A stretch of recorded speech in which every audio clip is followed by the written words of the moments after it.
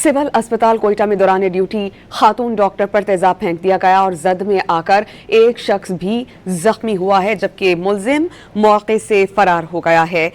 इस पर हम बात करेंगे डॉन न्यूज़ के रिपोर्टर अब्दुल्ला सहरी से। अब्दुल्ला, बताइएगा ये वाकया कब और कैसे पेश आया और पुलिस और कानून नाफिज करने वाले इदारे इस मामले को कैसे देख रहे हैं?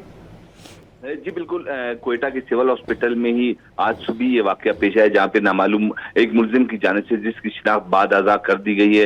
मुलजिम ने सर्जिकल वार्ड 3 में एक डॉक्टर मानूर नासिर पर तेजाब फेंककर उन्हें शदीद जख्मी किया। ताम इस दौरान तेजाब फेंकने के वक्त डॉक्टर्स के करीब मौजूद एक और शख्स भी जख्मी हुआ, जिनकी हालत तसल्ली बख्श बताई जा रही। ताम 35 से ज़ायद फीसद चेहरा, बाजू और सीना जख्मी होने की वजह से डॉक्टर मानूर को इस वक्त कराची मुंतकिल करने के लिए तैयारियां की जा रही है। वज़ीर आला बलूचिस्तान ने इस वाक़े का नोटिस भी लिया है, जबकि डीआईजी कोयटा ने न सिर्फ जाए वकुआ का दौरा किया, जबकि कोयटा शहर के तमाम दाखिली व खारजी रास्तों पर नाके कायम करके मुलजिम की तलाश के लिए छापे भी मारे जा रहे हैं। जबकि महकमे सेहत की जानिब से मुतासरा खातून डॉक्टर को फौरी तौर पर कराची के आला अस्पताल में इलाज के लिए रवानगी के लिए सरकारी एम्बुलेंस के एयर एम्बुलेंस के इंतजाम भी कर लिया गया है। इम्कान जाहिर किया जा रहा है कि आइंदा 1 से 2 घंटों के दौरान उसे कोयटा से रवाना कर दिया जाएगा। जबकि यंग डॉक्टर्स एसोसिएशन की जानिब से ये बताया जा रहा है कि मुलजिम 2 अफराद इस वाक़े में मुलविस थे, जिनका